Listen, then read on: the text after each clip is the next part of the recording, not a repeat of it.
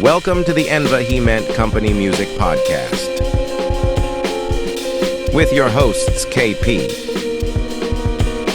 and Ashton Thomas. Sit back, relax, and enjoy the show. What's good, people? Hey, everybody. I'm Ashton. And I'm KP. And you are watching the Enva He Meant Company Music Podcast, the show made by music enthusiasts. For music enthusiasts. Y'all know what it is. And we back. We back. We back. We back. Let me turn my ringer off. We are back. Okay. I'm weak. I just caught wind that the legendary Beatles are going to be doing one last tour this coming up year 2026. I don't know the validity in this story, but either way, I'm excited that a lot of them are still performing, like Paul McCartney and Ringo Starr, they're still doing their thing. And, Yes. but I hope it is true because, I'm not sure if the Beatles ever did anything within my lifetime, like recording or touring. I'm not sure if that, I know a lot of them have went on done solo stuff, but seeing them together on stage, I've never seen that in my lifetime. I don't think, or I don't think it's ever happened. So it's going to be exciting to just to be around while it's happening. Yes, because they're just a legendary. So many. I'll go out on a limb and say so many different artists and bands outside of rock. Even hip hop, gospel. R&B, whatever, have all been influenced by the Beatles.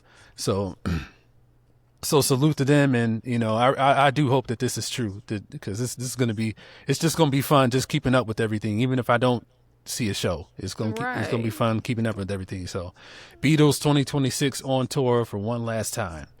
One last time. Well, y'all know that we're going to keep y'all updated. Yes. On all the things. So For sure. If it is true, y'all will hear more about this Beatles tour. Mm-hmm. Yeah, we will have the info. Yeah, the info, tour dates, whatever, ticket information, all that. So y'all go see that. Absolutely. All right. So what I would like to speak on is music education or the lack thereof. So I know for me, formal music education wasn't really a thing for me growing up. Just like I said, I grew up in a musical family on both sides, singers, musicians, some singers and musicians. So, and literally every family reunion growing up, even now to this day, we have to bring instruments and microphones and amplification and all that, because at some point the family reunion turns into a musical.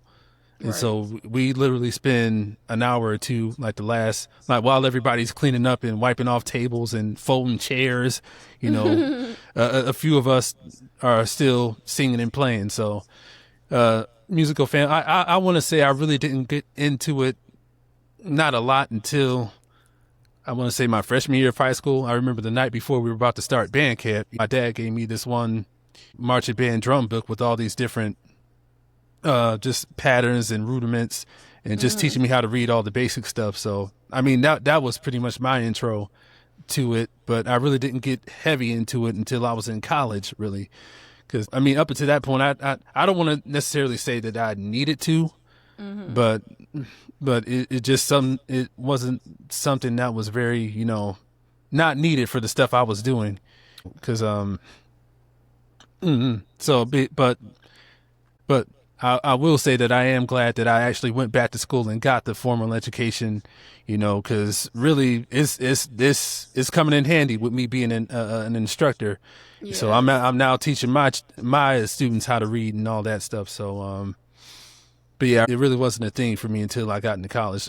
Some high school, but given that we weren't really, a military, to the book band, marching band. And then in jazz band, because I knew a lot of the tunes already, because we played a lot of pop tunes and a lot of soul stuff by like James Brown and again, the Beatles and, just different movie themes from like James Bond 007 and all that. And so, I mean, these were already songs that I already knew. So I kind of already had the feel, even in marching band, like me and my brothers, like my older brother, he was the section leader in high school. Like me and him were only a year apart from high school. So he was section leader. He graduated. I became section leader in my senior year. And again, in marching band, we already knew a lot of the songs. Like we did by, I think, Thriller by Michael Jackson, you know, I Want You Back by Jackson 5, Walk This Way, Aerosmith, Run DMC. These were all songs that I already knew. Like, again, Proud Mary by Tina Turner, songs we already knew. Band leader gave us leeway to really put our spin on just the drum part. So that was probably my introduction to arranging. That's the first time I ever arranged drum parts. But music education wasn't really prominent until I got to college. But I am glad that I took the time to actually study formal stuff. And then I think that kind of segues into a conversation that keeps on resurfacing itself, transposing. Absolutely. Oh my Lord. It's like year. every time I turn around, somebody's doing some sort of like I guess subliminal or skit regarding transposing on social media. So I want to say it's our good friend Elliot Napier who said that if people learn how to play jazz, or if people grew up in a jazz background, the transposing conversation wouldn't even be a thing. And when you think about it, it's kind of right, because in the traditional jazz field, you need to know, right? Yeah, because all your 12 keys. All your 12 keys, due in large part that in the traditional jazz field, is acoustic piano. And so, facts. So even to play the piano, you have to have perfect pitch. Like, I'll tell you one thing: we did the recording for Urban Art Orchestra at Cliff Bell's in Detroit. So we got early. We got there early to set up. We actually had to get out of the venue, so the guy that was tuning the piano, he could tune the piano. Like, we couldn't even be in the room talking or nothing. Like it has to be like complete silence. So with an acoustic piano in jazz, you really have to have, you got to know all your keys. Like, you can't get away with transposing. And I'll say this: even in the song, at the tune "Giant Steps" by John Coltrane, there are 3 key changes in that tune alone. It's only like it's really, I want to say 16 bar tune, but 3 key changes in that. So, and there's all these different, just different voicings and all that. So, so transposing, you can't get away with transposing playing traditional jazz. So, that was a perfect comment by Elliot. yes, and I'm actually glad, because I didn't think to say that, and it never even crossed my mind. But I'm glad he actually brought that out, because. So, and I want to encourage, and I'll bring this up. I know I'm being a little winded, but listen, that's what this is about. Winded. That's what a podcast means, being winded. So, I heard Thomas Pridgen say something in regards to like learning different styles. He said, a chef might be a vegetarian, but still knows how to grill a steak. So, and what I got out of that is, you don't have to necessarily be a jazz musician. Like, you don't have to play jazz gigs, but still learn some jazz stuff. Right. Like with rock, you might not be a fan of rock music, but if you're a musician, like get acquainted with some rock stuff back in with any era, really. I mean, and even in gospel, like gospel music is on the rise. You hear people who never grew up in church, doing covers of gospel stuff online. So. And again, like, you probably won't ever see them on tour with any gospel artist, but they know the stuff. Right. So, and you never know what call you never you're know gonna get, what call you're going to get. Even if you never get the call, you should still learn the stuff. Just because, hey, you're a musician, always feel you can learn more and never feel like you've learned it all. So definitely that. So if you do transpose at this moment in your life, I mean, do whatever you got to do to get it done, get the job done. But, don't limit yourself. Don't stagnate yourself, especially if you call yourself a musician. and especially if you're posting stuff online and stuff like that. So, I mean, true musicians are going to know just by your settings, like a lot of the tech savvy musicians, they're going to know whether or not you are transposing. So you really don't want to put yourself out there like that. So, Right. and that's all I got to say about that. Yeah, just like keep learning, keep growing. Like Ashton said, don't like just hold that standard to yourself. Like, you know, you want to learn all 12 keys. With that comes opportunity. So, like, the thing is, don't cheat yourself out of future possible opportunities, right? Yeah, exactly. That goes for like learning all different styles and types and genres of music, along with learning all 12 keys, along with learning basic reading, you know, chart music and different things like that. Like, just there, like he said, you're always a student. There's always something to learn and grow from. Being a musician is being a creative. So just keep creating, you know, and if that's where you are in the moment, don't be ashamed of that. Like, I know in the conversation, there was a lot of like shaming with it or whatever, or feeling shame. Like, don't feel shame. Just keep learning and growing. Right. Find a mentor, hopefully. And y'all older musicians, you know, continue to be open to help. If you know more, then be open to helping some kind of way. Me and Ashton are about building community here within the music community. So, like, you know, just be open to teaching, not, you know, always just saying, oh, they transpose. Like, hey, would you want to meet up on one weekend and we could sit for like an hour and I can kind of like give you some tips, some tricks. Yes. You know what I'm saying? Like, that kind of thing is what's going to build this next generation of musicians, singers, creatives, all the things. So, this conversation is always very interesting, but it's always predictable in the fact that we know it's going to come up and we know it's going to be a heated debate. Because then starts them talking too about, well, most keyboard players were drummers first, and then you get that whole conversation going and with the debates on all. It just turns into a thing. It's very interesting. Oh, yeah. And I was going to say, just to piggyback off of what you said a second ago, I mean, especially with the younger generation, you know, I mean, a lot of criticism, I mean, it's just the truth. A lot of it with this younger generation, it all falls on deaf ears. So, I mean, well, criticism only falls on deaf ears. I mean, if you're not helping them, they're not going to take you seriously. So, definitely criticize, but also, you know, give some guidance to it. So, yeah, that's all I had to say about more that. bees with honey. Come on, somebody. Huh? Come on, yes, somebody, right. Somebody, come on. Right. So, yes, this was, very interesting topic. If y'all, you know, we always ask y'all got anything y'all want to comment on, y'all want to say, let us know so we can hear from y'all. Exactly. Yes. Because we know this is a community for music. So yeah, let us know your thoughts on all of that. And then on top of like and these are things that we see on Facebook quite often in the music community or whatever. And so then last week, another person who is in the industry made a status saying that basically R. Kelly is the best songwriter, and then he kind of compared. He said no shade to Babyface, but that R. Kelly really, you know, he can't hold a candle to R. Kelly in songwriting. Which, you know, of course, you're going to get people all up under the comments. And the person who made the statement worked heavily with R. Kelly in the industry. So, like, you know, he has a lot of, like, inside information and all of that. But that was his stance, you know, and other, you know, of course, there was some people that agreed, others who challenged that, you know, with different things about Babyface coming out, you know, probably a decade before R. Kelly came out. It was like very early 80s or whatever, like 82 or something.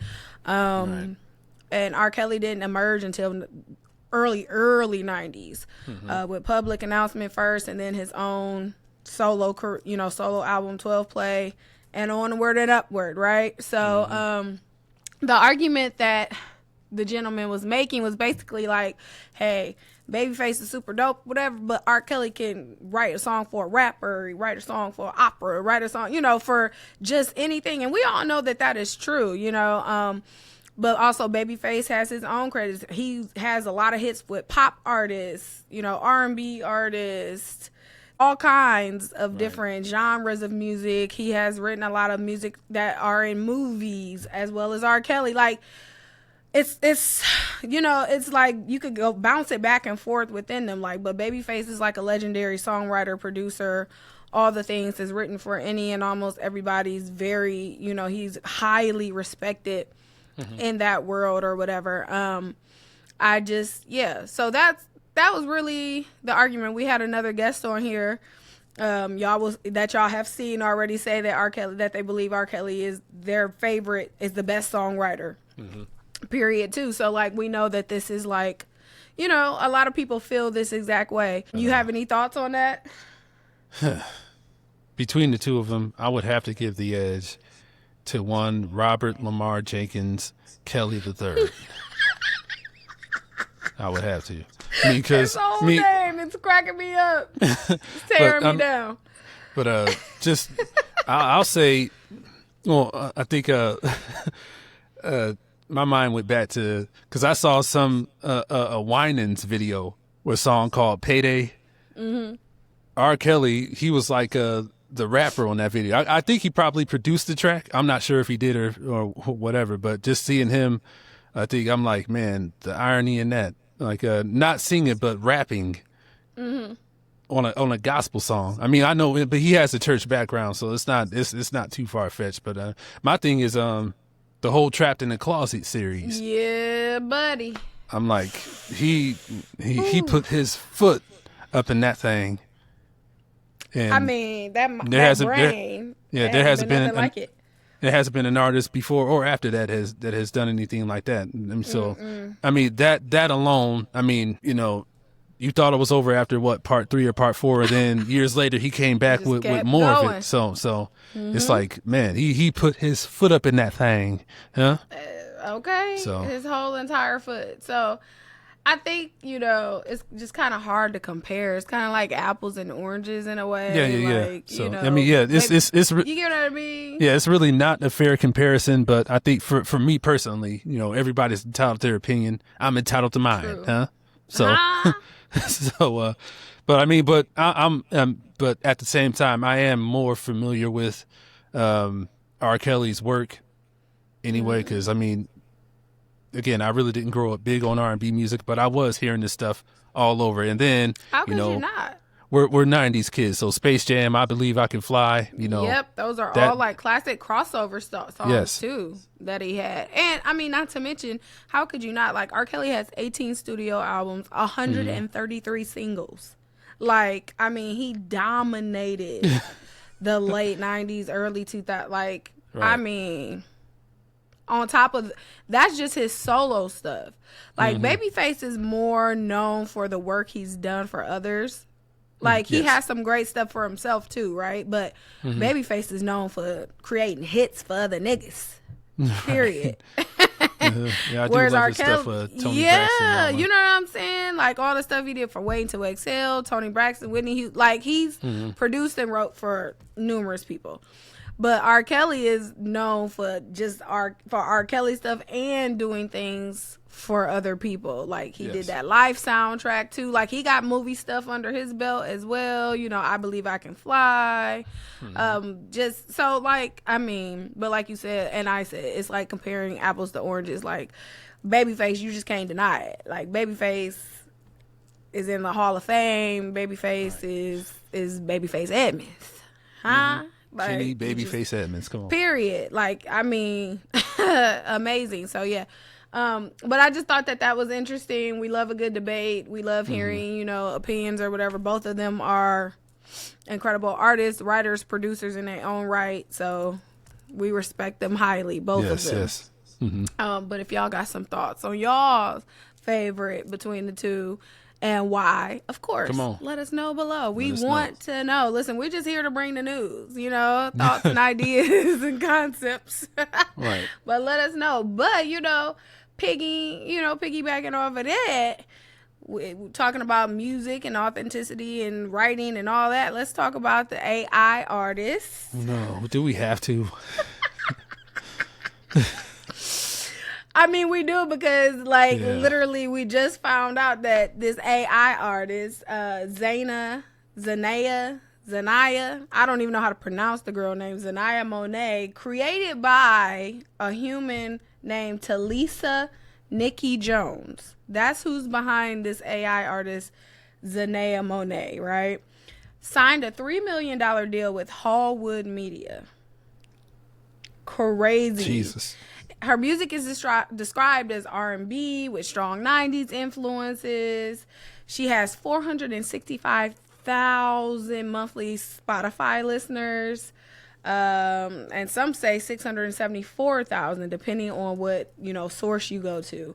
Her hits are How Was I Supposed to Know, #1 on R&B digital song sales right now. Let Go, Let God is charting on the gospel hot gospel songs. And so the big debate is some are saying, is it real artist work if AI is doing all or most of the singing and production, and is the human contribution that's being given enough? So she does the spoken word part of it, and then all the vocals production are AI, along with the actual visual of who this person is. Jesus. So yeah.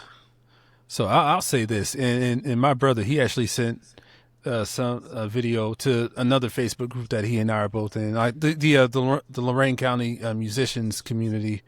Something that great drummer Dennis Chambers said, because you did mention about AI, the production being AI, which of course we all know that AI, humans are behind AI.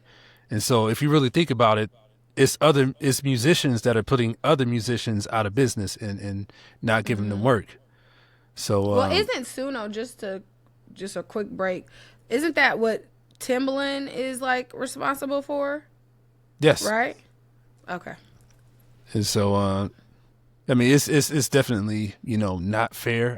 I get if you don't have the funds to pay, for live instrumentation on a studio record. I get it, whatever, but it does more harm than help, because that musician doesn't get any work or credits to their resume or whatever. So it's totally unfair. Now, this AI artist, I'll tell you what, I cannot wait to see them on tour. We're gonna have ourselves a time. We're gonna be raising the roof up in that mug. Come on.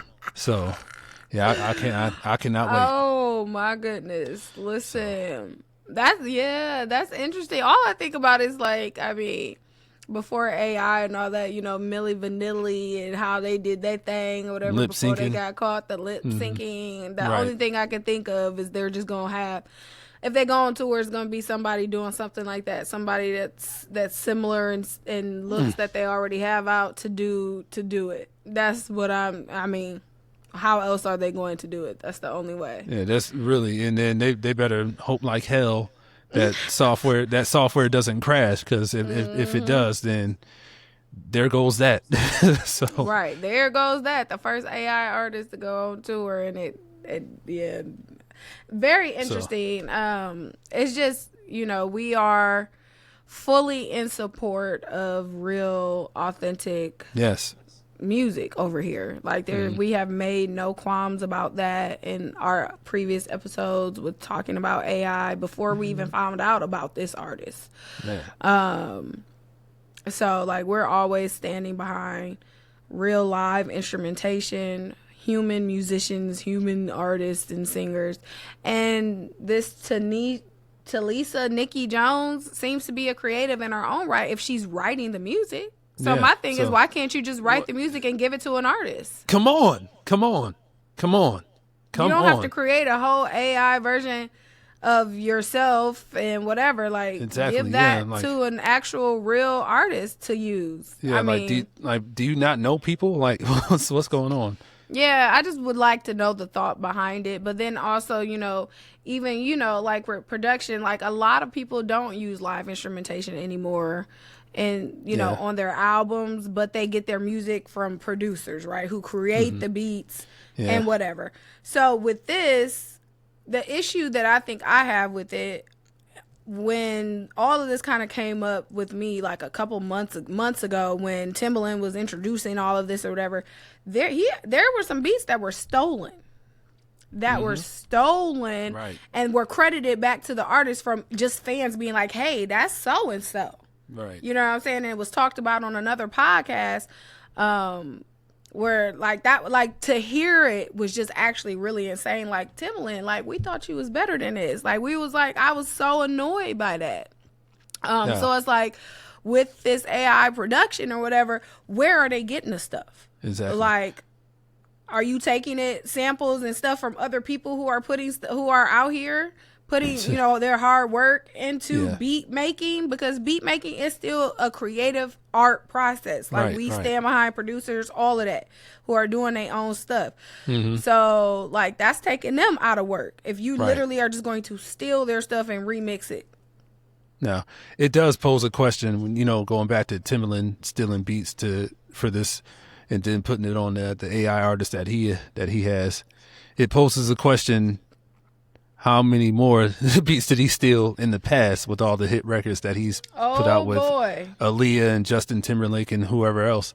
So, you talking heavy, Doc? Because that's a whole nother conversation. Here's one thing that I've always said, especially after playing a lot of so far gigs pre-pandemic. Indie makes, industry takes. And so, paramount to that, am I really going here?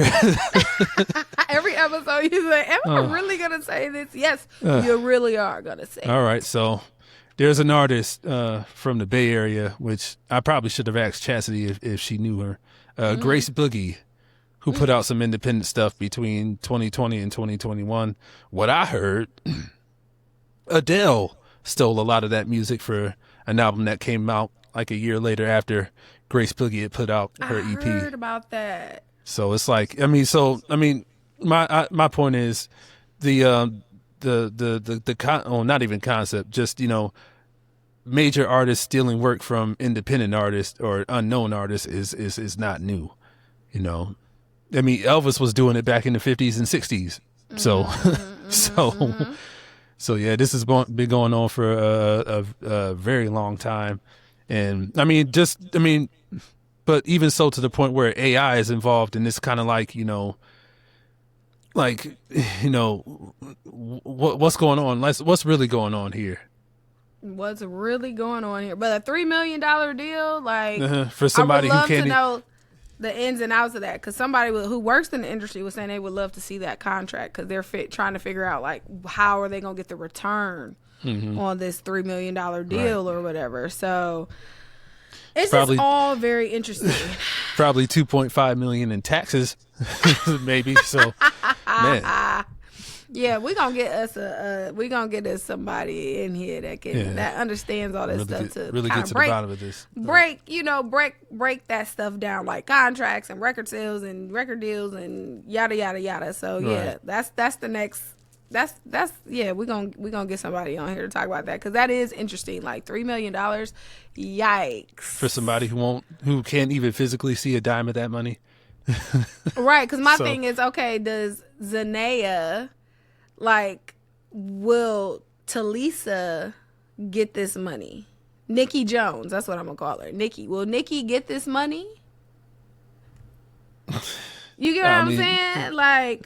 Is this fake $3 million AI dollars? Does she just does Nikki get a huge percentage of this money, and then the rest go to what? Yes, I would love to know. Well, maybe the creators of whatever program that they're I don't know. That makes sense. That makes sense. Could be a million ins and outs to it, but yeah, we definitely for sure. But yeah, so lots of interesting topics today, kind of a bunch of all over the place, but things that were relevant to the last couple of weeks or whatever that we really wanted to talk about and discuss. But yeah, y'all. Heavy stuff that we talked about today, but definitely necessary, especially for where the music industry is and where it's going, you know, because Absolutely. us artists, us creatives, you know, we still want to be doing our thing 10 years from now. You know, we have much more stuff to put out and a lot of work to do. So let's unite, let's all stick together, and let's come out on the other side with victory, huh? Huh? This has been another episode of the Invehement Company Music Podcast, the show made by music enthusiasts. For music enthusiasts. That's right. Peace out, y'all. Peace out.